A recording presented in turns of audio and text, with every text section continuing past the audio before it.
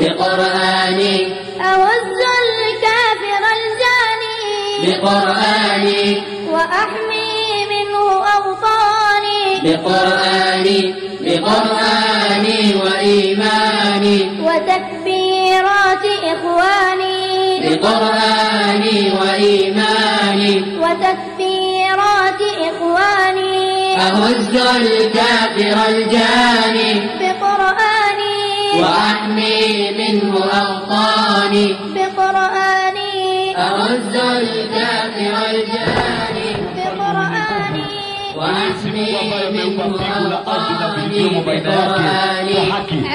Mwenyezi Mungu ambaye hafi, hakuzaa, hakuzaliwa, wala hana mfano wa kitu chochote.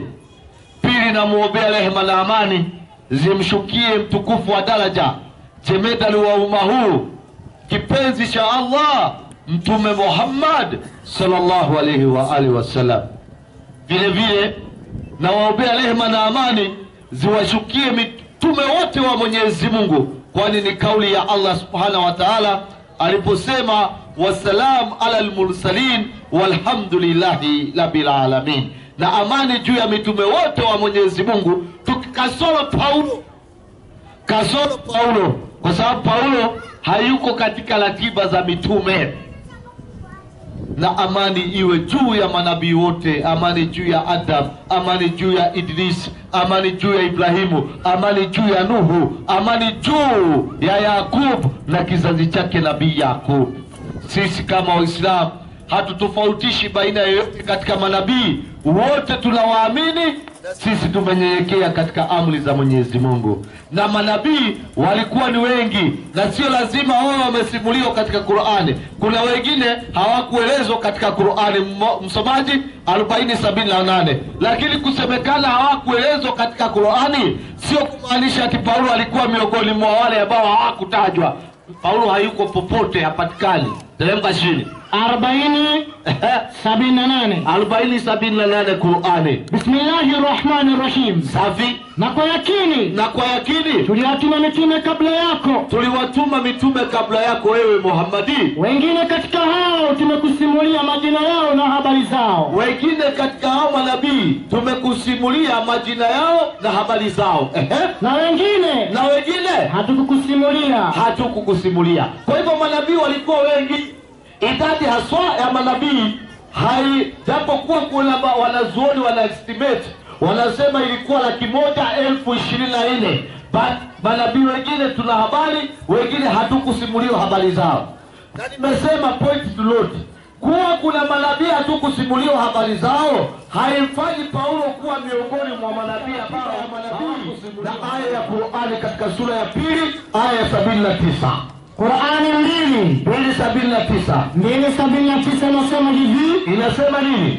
Nasoma kwa jina la Mwenyezi Mungu. 2:79. Mwingi wa rehema, mwenye kurehemu. Safi. Basi adhabu kali itawafikia wanaoandika kitabu kwa mikono yao. Mwenyezi Mungu hapa analeta fatwa, yani hapa analeta hukumu. Hii ni fatwa ya Allah. Anasema adhabu kali itawadhubutukia kila wanaoandika kitabu kwa mikono yao. Kisha wakasema hiki kimetoka kwa Mwenyezi Mungu. Ndio hao wanasema uongo huo. Ili Paulo ako na vitabu 27 ndani ya Biblia.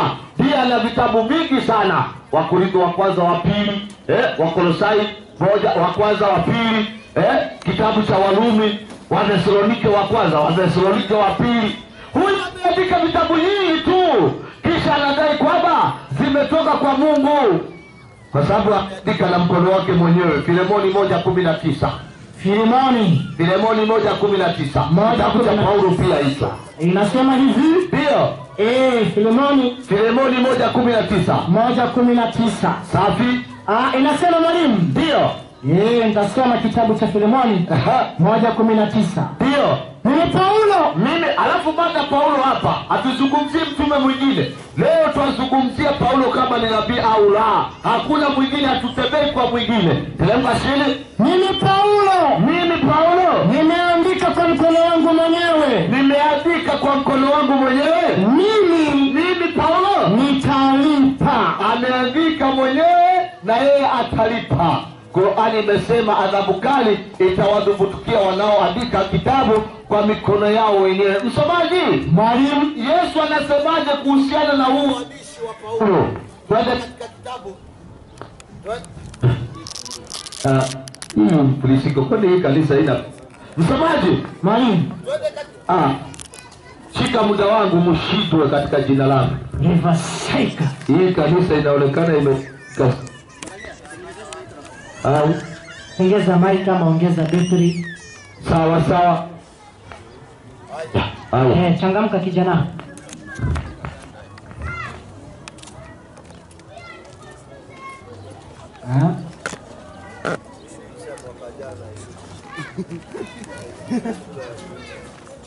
Endelea kuongea. Ndio.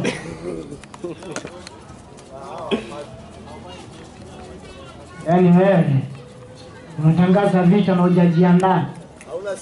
Huna silaha. Mtihani.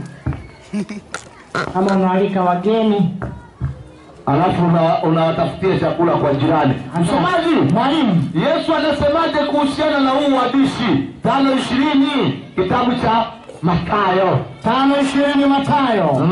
Inasema hivi, 5:20 Mathayo. Inasema mtoto mdogo wa Paulo ameingia. 5:20. Ndio. Maana nawaambia ya kwamba Yesu anasema maana nawaambia ya kwamba haki yenu isipozidi hiyo haki ya waandishi na Mafarisayo. Haki yenu isipozidi hiyo haki ya waandishi na Mafarisayo, hamtaingia kama katika ufalme wa mbinguni. Kwa hivyo Yesu anasema inafaa haki yetu izidi waandishi na Mafarisayo. Paulo ni mwandishi, B pia Mfarisayo. Msomaji, Mwalimu, Matendo ya Mitume 23:6. 23. Tunatakana tuwe werevu kumshinda Paulo. 23:6 kitabu cha Matendo. 23:6. Ndio. Inasema hivi Mwalimu. Inasema nini? 23:6 Matendo ya Mitume 6. Ndio. Inasema nini? 6 Mwalimu, nimefika. Paulo alipotambua kuwa sehemu moja ni Masadukayo. Paulo alipotambua ya kuwa sehemu moja ni Masadukayo na sehemu ya pili ni Mafarisayo, akapaza sauti yake katika ile baraza. Paulo akapaza sauti yake katika lile baraza. Ndugu zangu, mimi ni Farisayo, mwana wa Farisayo. Paulo moja ni mwandishi, pili ni Mfarisayo. Yesu anasema haki zetu zisipozidi haki za waandishi na Mafarisayo hatutapata uzima wa nini? Wa milele. Kwa hivyo Paulo ni Mfarisayo, pili ni nani? Ni mwandishi. Yesu anasema nini tena kuhusiana na Mafarisayo? Sifa za Mafarisayo ni zipi? Twende kitabu cha Mathayo 23:11. Mathayo 23:11. 11 inasema hivi, kwa kauli ya Yesu tunamtoa Paulo kwa utume. Teremka chini. Naye nasema naye aliye mkubwa. 23:11. Mathayo 23:11. Inasema ole wenu waandishi na Mafarisayo. 13. Ndio. Ole wenu waandishi na Mafarisayo. Kina nani? Wanafiki. Kwa hivyo kwa kauli ya Yesu ukisikia mtu ni mwandishi tena ni Mfarisayo, ujue huyo ni nani? Anakuwa mnafiki. Na Paulo ni mwandishi na ni nani? Ni Mfarisayo. Kwa hivyo kwa kauli ya Yesu Paulo ni nani? Anakuwa mnafiki. Hivi itawezekana awe nabii na tena ni mnafiki? Hiyo ni kauli ya Yesu, maneno ya Yesu. Na ikizidi zaidi Paulo tukiangalia japokuwa mtaumwa lakini ni hivyo lazima ukweli usemwe. Mtume anasema kulul haki wala ukana mura. Ni kwamba Paulo alikuwa Mkatoliki. Msomaji, Mwalimu, Warumi 1:7. Warumi 1:7. 1:7. Warumi 1:7. Imani yake ilikuwa ya Kikatoliki. Tabia kama kuna mtume alikuwa Mkatoliki. Taenda chini. Kwa wote walioko Rumi. Kwa wote walioko Rumi. Wapendao na Mungu. Wanaopendwa na Mungu. Walioitwa kuwa watakatifu. Ndio. Neema na iwe kwenu. Ndio. Ndio. na amani tokayo kwa Mungu Baba yenu Ndio. na kwa Bwana Yesu Kristo. Ndio. Kwanza namshukuru Mungu wangu katika Yesu Kristo. Kwa nini? Kwa ajili yenu nyote.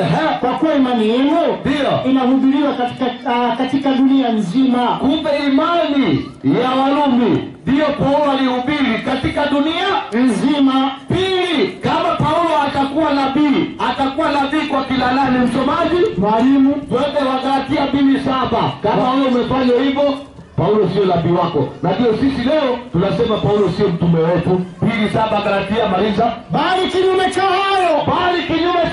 Walipoona ya kuwa nimekabidhiwa injili ya wasiotahiriwa. Kwa hivyo Paulo amepewa injili ya wasiofanywa nini? Wasiotahiriwa. Kwa hivyo Paulo kama atakuwa ni nabii ni kwa wale ambao hawafanywi nini? Hawatahiriwi. Na sisi Waislamu tumefanywa nini? Tunatahiriwa. Kwa hivyo Paulo sio nabii kwetu, kwa sababu unabii wake ni kwa wale ambao wakati. Tutarudi katika ribato, tutaangalia zaidi. Salamu alaykum wa rahmatullahi wa barakatuh. Okay, asante kumbi. Okay, asante, tushukuru mwalimu kwa kuweza kujenga mada vizuri. Wakati huu tutampea mwalimu wa Kikristo na ndipo naye aweze kuendeleza mada hiyo. Tuweze kuelewa, je, Paulo alikuwa mtume? Haya. Nashukuru sana bwana kwa nafasi ambayo nipatia, na pia niweza kuomba radhi kwa kuweza kuchelewa, kwa sababu hizi vitu tunasafiria, vingine madereva hawana leseni za kuendesha magari. Kwa hivyo unapata unasimamishwa, na utafikie njia mbadala. Kwa hivyo si kwa hiari. Haya, nashukuru. Anasema ana gari, lakini hata hivyo mwalimu, naam, kitu nimemfurahikia sana, kwa sababu leo anasema Paulo ni Mkatoliki. Sawa Jana mwalimu wake Yahya alimaarufu Yesu Mausi alisema Paulo alikuwa Muislamu lakini mnafiki. Sasa elewa nini hapo kando, au atuambie kweli kwamba Uislamu ni Ukatoliki ulioboreshwa. Hapo tutamuelewa. Hata yeye alikuwa anarekodi. Anarekodi, lakini nafikiri ataifanyia uhariri wa hali ya juu. Sasa kisha alisema hivi, mwalimu, kwa sababu Paulo aliandika hastahili kuwa mtume. Sawa mwalimu? Ndio. Kwa mkono wake mwenyewe.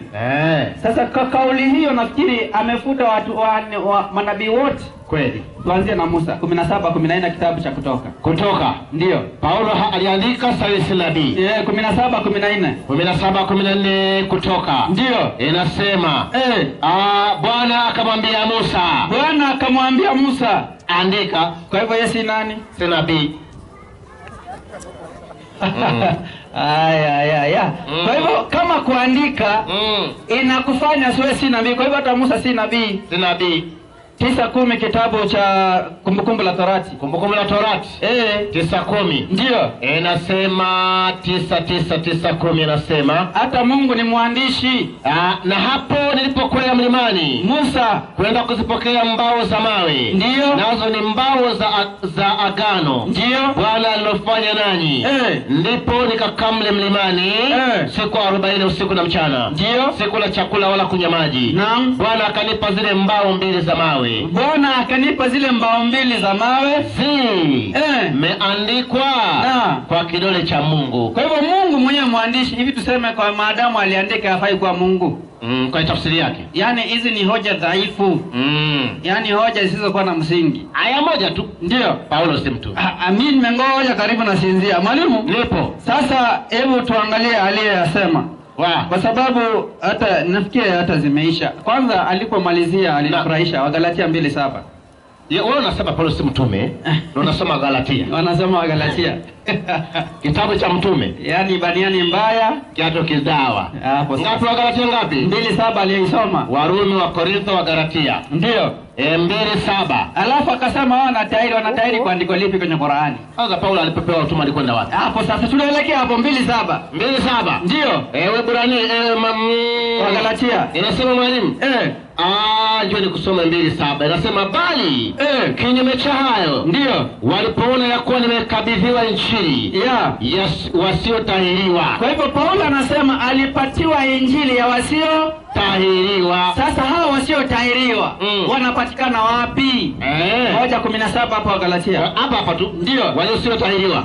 1:17 ndio Paulo anatuambia wala sikupanda kwenda Yerusalemu kwa hao waliokuwa mitume kabla yangu. Ndio bali mimi Paulo nalikwenda zangu wapi? Arabuni. Kwa hivyo wasiotahiri wako wapi? Arabuni. Basi kwa hivyo kuja hapo tuambie mlianza kutahiri lini? Kwa hivyo Paulo ndiye alipatia injili wasiotahiri watahiri kwa sababu yeye mwenyewe alikuwa ametahiri. Kwa hivyo wanamfuata Paulo. Hawa ni wafuasi wa Paulo kwa mlango wa nyuma. Wapi andiko moja hata kwa Qur'ani wanaambiwa tahirini? Andiko moja hapo. Kuanzia suratul Fatiha hadi mwisho wanaambiwa Waislamu tahirini. Paulo ndiye mimi nasubiri. Alafu akasema na mwalimu vizazi vyote akaanza kuwapatia rehema na amani. Mitume wote rehema na amani. Ikiwemo Israeli na vizazi vyake. Akasema kwa kauli hiyo Paulo hayuko. Sasa tuangalie Qur'ani, mbona hujaisoma 29:27? 29:27. Inasema 29:27. Ndio. Qur'ani nzuri 29:27. Naam. Yeye hakusoma. Na tulimpa kumzaa nabii Ishaqa. Ndio. Na kumjukuu nabii Yakubu. Yakubu ambaye ni Israeli. Na tukaweka katika kizazi chake. Tukaweka katika kizazi cha Israeli unabii na kupata kitabu. Sasa kama katika kizazi cha Israeli yani Yakobo kumepewa vitu viwili, unabii na nini? Na kitabu. Ndio Paulo kaandika, maana ni kizazi cha Israeli. Hiyo hujaiona. Aliona. Wafilipi 3:5. Wafilipi 3:5. Fundisha watu wazuri taratibu tu. Mapasta watarajiwa. Wafilipi ngapi? Kwanza ya muita Yuda Iskarioti. Ndio. Wafilipi ngapi? Lakini akiingia kanisani haiwezi kusanya sadaka maana kimtiani. Anaanza kupanguza vitu. Wafilipi 3:5 ama ni 3:3? Inasema 3:3. Ndio. Maana sisi 3:5. Ndio. 3:5 nasema nalitahiriwa siku ya 8. Paulo anasema nalitahiriwa siku ya 8. Ni mtu wa taifa la Israeli. Ni mtu wa taifa la Israeli. Wa kabila Benjamini.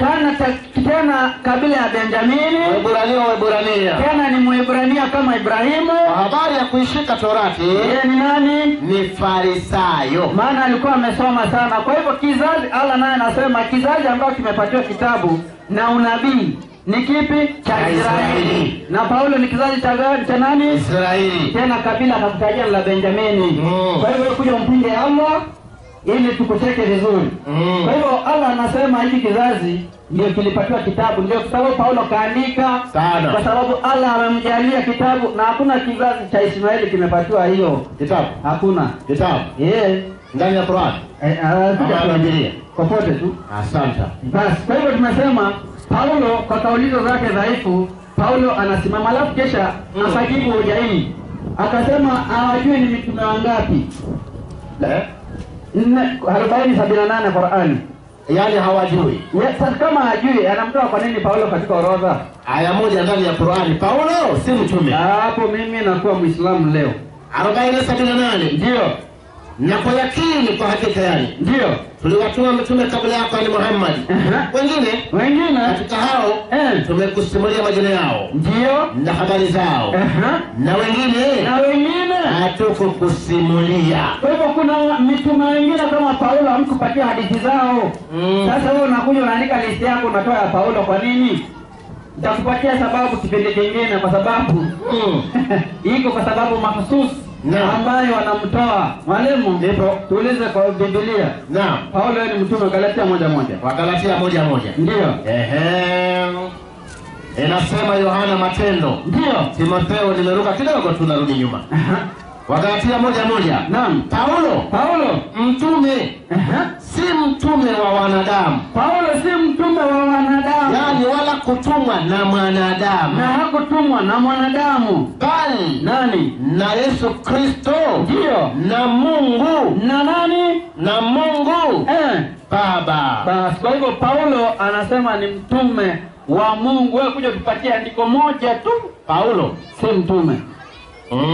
Tito moja. Tito moja. Ndio. Inaitwa Tito moja kabla hujafika. Inasema Paulo mtumwa wa Mungu. Paulo nani? Mtumwa wa Mungu. Sasa wewe kuja usema hapana, Paulo si mtume wa Mungu, basi hapo tutakuelewa. Lakini kuja kuleta hadithi zipauko pakawa, hapo kidogo nafikiri utachekwa bure. Sawa mwalimu? Sana. 22:75 Qur'ani. 22 ama 72:28 nafikiri. 72. 72 ngapi mwalimu? 28 kama sikosea. 72:28 nasema.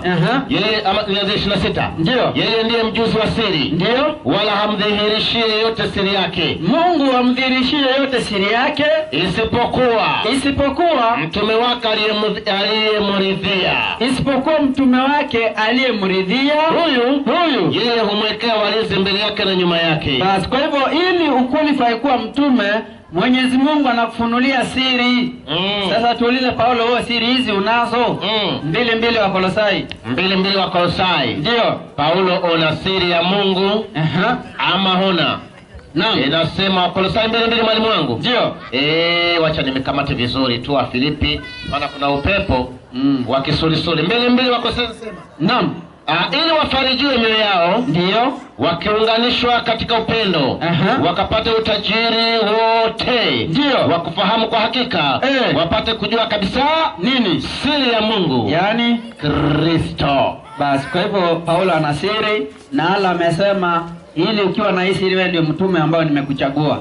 Mpaka sasa na ngoja Paulo si mtume. Haya.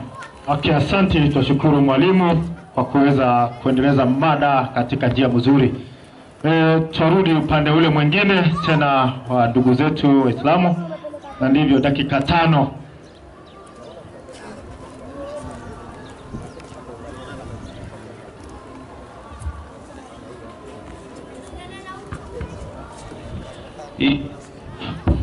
Hili unasikia inaitwa msiba. Ama kweli kijana mdogo ulichofanya hapa ni kuja ni kama mimi Yahya leo niandike kitabu kisha nianze kujisifu. Mimi Yahya ni mtume.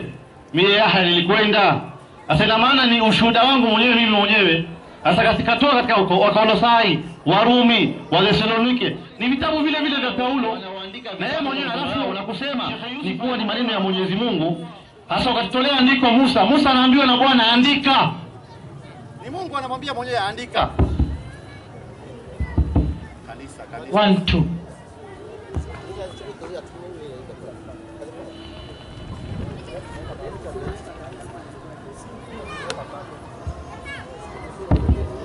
Hii kanisa maskini wetu.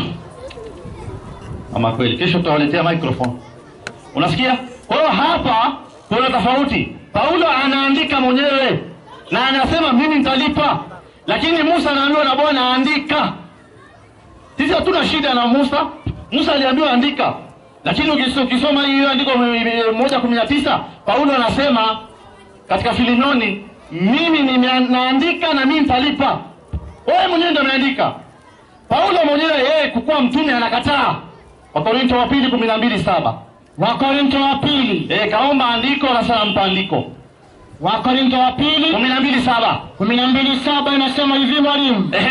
Na makusudi, naam, nisipate kujivuna kupita kiasi. Safi. Kwa wingi wa mafunuo hayo ndio nalipewa mwiba katika mwili wangu. Mwili mjumbe wa shetani. Mjumbe wa nani? Wa shetani. Haleluya. Takbir. Sasa ndiko hiyo. Haya ndio uje sana sarakasi. Unajua hii mwiba ilikuwa vipi? Ilikuwa hivi. Mjumbe wa shetani. Hapo 11:16 hapo Korintho wa 2. Nasema tena ni Paulo. Mtu asidhani ya kuwa mimi ni mpumbavu. Mtu asidhani ya kuwa mimi Paulo ni mpumbavu. Lakini mnaponijadhania hivi, mnikubali kama mpumbavu. Huyu ndio mtume. Sasa mwenyewe Paulo anaweka mambo wazi. Paulo katika orodha ya manabii hayuko kabisa. Ninenalo sileni agizo la Bwana. Mimi katu sileni agizo la Bwana bali kama kwa upumbavu katika ujasiri huu wa kujisifu. Yeye mwenyewe Paulo analisoma, yeye mwenyewe aliweka wazi 7:14 Warumi 7:14. Unajua kijana nilipea sikio nataka niandike hoja zake, lakini naona tu unajua Qur'ani sijui nini Musa aliandika. Ona tu timing. Sheikh Yusuf alichofanya yeye akutengenezea barabara ya kwenda Githurai na yeye akafundisha Paulo sio mtume. Sasa umemfuata huko pori, umesahau malengo na mada na maksudi. Na lengo la kusimamisha hapa. Piga vitu wangu 7:14. 7:14 Warumi nasema kwa maana tajua kwa Taurati asili yake ndio nina rohoni safi. Bali mimi Paulo, bali mimi ni mtu wa mwilini. Bali mimi Paulo ni mtu wa mwilini. Nimeuzwa chini ya dhahiri. Sasa chini ya nini? Chini ya dhambi. Sasa Paulo alafu sio kuja unajua amesoma 14 tena 25. Nashukuru Bwana akusubiri. Wewe taenda 25 nitaketi pale. Maana sijui nifanyalo. Paulo kama taira hivi. Sijui. Tuliyosimaliza bana andiko. Wewe Paulo katika orodha ya manabii hayuko katu na wala hawezi kukua katika orodha ya manabii. Sehemu ambayo Paulo na kazi yake kubwa Paulo alikuwa anafanya utabiri wa Yesu 2 na utabiri wa Yesu 2:10 kitabu cha Ufunuo. Piga vitu mwanangu. 2:10 Ufunuo. Utabiri wa kwanza wa Yesu 2:10 mwalimu Ufunuo. Naam. Inasema hivi. Nimefika tayari. 2:10. Naam. Usiogope mambo safi yatakayokupata. Naam. Tazama huyo ibilisi. Tazama huyo ibilisi. Atawatupa baadhi yenu gerezani. Ili mjaribiwe. Nanyi mtakuwa na dhiki siku 10. Tunaambiwa huyo ibilisi atawatupa nini? Gerezani. Tuangalie huyu ibilisi ni nani na Daudi wewe tabiriwa. Piga 26:10. Matendo. 26:10. Sasa haraka. 26:10 Matendo. Alafu leo maajabu nilikuwa nasubiri 3:9. Nami nilikuwa nasubiri Matendo ya Mitume. Sasa sijasikia kijana kabisa katoka timing. Naam. Nikafanya hayo Yerusalemu. Niliwafunga wengi miongoni mwa watakatifu ndani ya gereza. Ibilisi atawatupa wapi? Gerezani. Na Paulo anawatupa wapi? Gerezani. Huyu ibilisi ni nani? Ina maana kwa maandiko ni Paulo. Ama kweli Bwana Yesu ulikuwa huko lakini utabiri wako umetimia. Utabiri wa pili Yesu anawaambia katika 24:25 kitabu cha Mathayo. Piga vitu wewe. Dakika moja 24:25. 24:25. Kitabu gani mwalimu? Mathayo 24:23 haraka. 24:23 haraka mwalimu. Naam. 24:23 nimefika. Fanya haraka. Wakati huo mtu akiwaambia tazama Kristo yupo hapa. Mtu akiwaambia Kristo yupo hapa. Ama yuko kule msisadiki. Kwa maana watatokea makristo wa uongo. Safi. Na manabii wa uongo. Yesu anatuambia katika 23, 24, 23 anawaambia kama kuna mtu atawaambia ametokea jangwani anajiita na msiamini kabisa kwa sababu manabii wa uongo. Na huyo alitokea huko maeneo ya jangwani akadaisha utume, utampata katika Matendo 9:3 alikuta Yesu akaanguka akaona nuru. Kwa hiyo Paulo sio mtume. Matendo 9:3 usisome naweka kiporo. Paulo sio mtume wala orodha ya kuwa katika mitume alipo. Yeye alidaisha kabisa. Wewe jana mimi nilisema ati Paulo mnafiki. Kweli aliwahi kuingia msikitini akapiga shahada ya uongo. Asante mwalimu. Alikuwa mnafiki mwisho. Asante. Haya mwalimu wa Kikristo, mada imeshawekwa. Inyoroshe. Haya, nashukuru. Amekuja hapa kutangazia kwamba alikuwa Muislamu. Sasa tatizo anachuki naye kwa sababu alikuwa Muislamu akahama. Sawa mwalimu Tena ametoa aya nzuri kwamba Yesu asema atakuja manabii. Manabii. Anasawa hata Muhammad alikuja baada ya Yesu. Muhammad alikuja baada ya Yesu ama kabla? Hapo sasa. Utatuambia. Kwa hivyo ni wengi waongo. Na yeye mwenyewe ni Yesu bandia. Sasa mwalimu, naam, akasema kwa sababu Paulo amesema ni umpumbavu. Sawa mwalimu Sasa tuangalie manabii mwingine. Unajua Biblia ni tamu sana. Sawa sana. 69:5 Zaburi. Tena ngapi? 95. 90 ama 60? 69.5. 69.5. Ndio. Nzuri sana kweli. Biblia 69.5. Ndio. Inasema mwalimu wangu, inasema Mungu. Daudi anasema Mungu, unaujua nini? Upumbavu wangu. Kwa hivyo yeye si nabii. Daudi si nabii. Kujeni mseme pia na Daudi ni nabii wa uongo. Hajaiona. Sasa hii ndio kauli ya manabii. Sawa mwalimu Sana. Kwa sababu hekima yao baada ya kufanya dhambi ni upumbavu. Maana walifanya madhambi kweli. Waraka wa kwanza wayaona 1:8. 1:8. Ndio. Haya. Wewe vipi? Waraka wa kwanza wa Yohana ndio 1:8. Ndio. Sasa upepo umetoka dunia gani? Alafu akakuja kauli ya mashetani tamfundisha. Waraka wa kwanza Yohana 1:8. Ndio. Inasema tukisema kwamba hatuna dhambi, twajidanganya wenyewe. Kwa hivyo Biblia inasema ukisema kwamba una dhambi unajidanganya mwenyewe, wala kweli haimo mwetu. Kwa hivyo manabii wote isipokuwa Yesu Kristo hana dhambi. Ndiye alikuwa hana dhambi. Lakini watu wote yamejaa madhambi kibao ambao wanahitaji neema ya Bwana Yesu Kristo. Bwana Yesu asifiwe. Amen. Basi hiyo ndio kauli iliyopo. Kwa sababu mwalimu akasema kwamba alitumwa na shetani. Haya. 19:83 Qur'ani. Kumbe huko kwanza. Tuende huko tumfundishe Biblia kitabu chake kidogo. 19:83. 19:83. Ndio. Inasema nini? Je, huoni ya kwamba tumewatuma mashetani juu ya makafiri? Anayetuma mashetani ni nani? Allah. Kwa hivyo Allah anaishi na akina nani? Na mashetani. Kwa hivyo anatuma wakina nani? Kwa makafiri. Basi. Kwa hivyo kama anasema Paulo ni kafiri. Sawa mwalimu aliyetuma mashetani kwake ni nani? Ni Allah. Basi wewe kwani wewe kuona Qur'ani 4:136. Qur'ani 136. 4:136. Ndio. Qur'ani 4:136. Ukurasa 134. Kweli kumbe ndio ile. Inasema hii hapa tu. Nisomee maelezo yake. 34 inasema ndio. Waliopewa utume kabla ya Nabii Muhammad. Waliopewa, hii ni Qur'ani inatangaza kila aliyepewa utume kabla Nabii Muhammad sallallahu alayhi wasallam ndio mitume wa haki. Sasa ndio mitume wa haki. Swali wakuja atujibu. Paulo alitangulia Muhammad ama alikuja baada yake? Mimi najibu. Sawa hapa sio wao. Yaani Muhammad alikuja baada ya miaka kama 500 na kitu. Baada ya nani? Ya Paulo. Na Qur'ani inatangaza waliopewa utume kabla Muhammad ndio mitume walioje? Wa kweli. Walio haki. Sawa mwalimu? Sana. Sasa wakuja wasema hiyo kurasa imesema uongo tutoe. Waandike ya kwao. Waandike ingine. Kwa hivyo hiyo ni Qur'ani sisi tumesoma. Mwalimu, nipo. Sasa tuangalie Wakorintho wa kwanza 9:1. Wakorintho wa kwanza 9:1. Ndio. Inasema, alafu anashangaa kwa nini sikutaja andiko ambalo alikuwa ndani nitataja. Uwanja mkubwa. Anaingilia hapo. Yaani umenizoea kule na kuja huku. Amepatikana offside. Mwalimu ngapi? Wakorintho wa kwanza 9:1 nafikiri. Je, mimi si huru? Mimi si huru? Mimi si mtume? Mimi sikumwona Yesu Bwana wetu? Ndio. Mimi si kazi yangu katika Bwana? Ndio. Kwa maana ikiwa mimi si mtume kwa wengine, ikiwa mimi Paulo si mtume kwa wengine kama hao majamaa, lakini ni mtume kwenu ninyi. Maliza. Kwa maana ninyi ndiyo muhuri ya utume wangu. Ndio. Katika Bwana.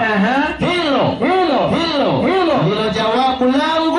Hilo ndio jawabu langu kwa wale wanaoniuliza, kama ama jamaa wanaotuuliza. Kwa hivyo nafikiri hayo ni majibu kwa wale ambao wanatuuliza kwamba Paulo ni mtume wa Mwenyezi Mungu. Haya, tungoje sarakasi zingine. Okay, asante. Tunashukuru mwalimu kwa kuweza kuendeleza mada vizuri. Tutafikia wakati ambapo ndo wa maswali. Na leo tunakuwa na swali moja tu. Swali moja. Swali moja.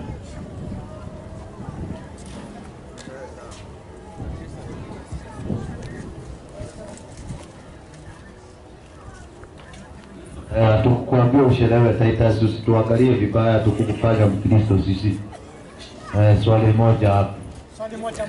Alafu amefanya vizuri huyu. Kabla niulize swali, amesema kama Paulo sio mtume kwa wengine, ni mtume kwao. So kama Paulo sio mtume wetu, kwao ni mtume wao. Sasa shida iko wapi? Mbona basi muweke mada hapa? Na ni maneno ya Paulo mwenyewe amesema kabisa, na ni yeye mwenyewe amesema. Kwa nini sasa tusumbuane muweke mada hapa? Mkebaki tu ni mtume wenu, kwa nini mtulazimishe sasa mtume wetu hapa? Si kama sio mtume wetu, ni mtume wenu, kwa nini muweke mada hapa? Kwetu sio mtume, kwenu ndio mtume. Shida iko wapi? Si hatuna shida.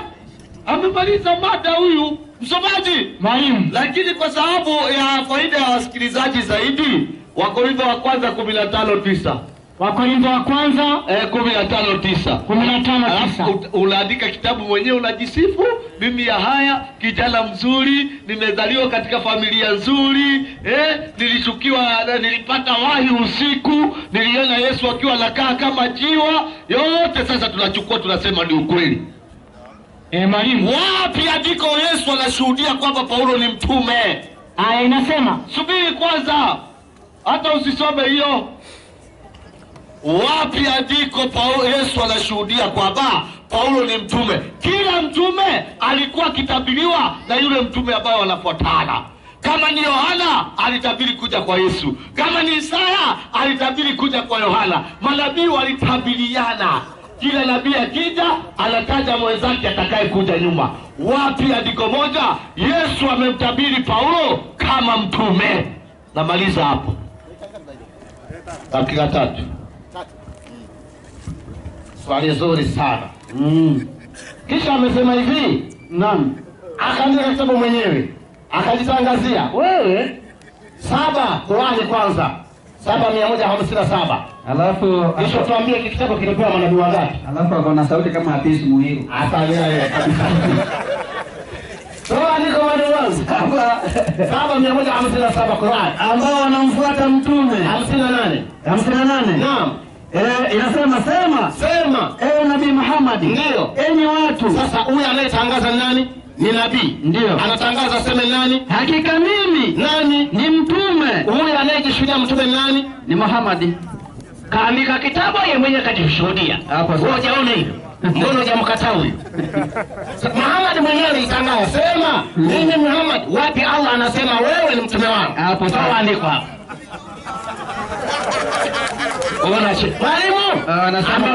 Wanasema unasema kweli. Unajua nini? Wale maamuma hawajui naomba aya ambayo haimo. Hakuna aya ndani ya Qur'an Allah anasema mimi Allah nimemtuma Muhammad. Hakuna. Ile inasema qul. Nani amwambia qul? Mwalimu ndio ameuliza swali zuri. Wapi aya Yesu anatuma nani? Manabii 23:34. Inasema, sikiza jawabu lako, msifanye msikii. Inasema, naam, kwa sababu hiyo Yesu Kristo, angalieni mimi Yesu natuma kwenu manabii. Anatuma nini? Manabii. Anatuma nini? Manabii. Ndio. Na wenye hekima. Na waandishi. Na nini? Na waandishi. Yesu anatuma watu watatu hapa. Manabii, wenye hekima na waandishi. Paulo alikuwa maandishi sana. Wamesema wenyewe. Amejibiwa? Ndio. Sasa ulikuwa unauliza swali gani? Na wengine wao. Nyinyi mtaoa na kuwasulubisha na wengine wao. Ndio. Mtawapiga katika sinagogi yenu, yani misikiti. Kwa hiyo Paulo alipigwa wapi? Misikitini. Kwa hivyo limejibiwa. Paulo alikuwa ni maandishi na alikuwa na hekima. Waraka wa pili wa Petro 3:16-15. Yani alipohama Uislamu akakungutwa. Wallahi. Watu wanafurahisha. Yani andiko lipo huko. Yesu ndio kasema atatuma. Waraka wa pili wa Petro 3:15-16. Inasema, na mwalimu wangu, nanyi hesabeni uvumilivu wa Bwana wetu kuwa ni wokovu. Sasa huyo si Paulo anayeshuhudia, huyo ni Petro. Ndio. Kama vile na ndugu yetu mpenzi Paulo alivyoandikia kwa hekima aliyopewa. Tulia. Yesu alisema atatuma nini? Wenye hekima. Paulo alipewa nini? Hekima. Kwa hiyo Paulo ni nani? Yani nabii. Umeelewa? Radiyallahu anhu. Huyo ni Paulo sallallahu alaihi wasallam. Paulo wanaona raha sana. Inasema vile vile kama katika nyaraka zake zote pia ndio akitoa humo habari za mambo hayo. Ndio katika nyaraka hizo, katika nyaraka za Paulo yamo mambo ambayo ni vigumu kuelewa nayo. Na mambo hayo watu wasio na elimu, wasio imara ndio huyapotoa, kama vile waliyapotoa na maandiko mengine. Kuna mtu anapotoa maandiko ya Paulo kama wapi 12:7 wa Korintho. Ekala ngoja. Wewe wa Korintho kwanza 12:7. Ile aliyosoma. Wa Korintho wa pili 12:7. Hatari inasema dakika moja 12:7. Sikilizeni aliposoma ile andiko ndio. Na makusudi nisipate kujivuna kupita kiasi. Ndio. Kwa wingi wa mafuno hayo nalipewa mwiba. Tulia. Nalipewa si nalitumwa. Wewe vipi? Ndio. Nalipewa mwiba ndio katika mwili. Katika mwili. Mjumbe wa shetani. Afanye nini? Ili anipige. Kumbe shetani anampiga nani? Tena kwa masinagogi ujue. Okay, asante, tunashukuru. Mwalimu kutoka pande ya Kiislamu, tafadhali gonga dakika zako hizo 4.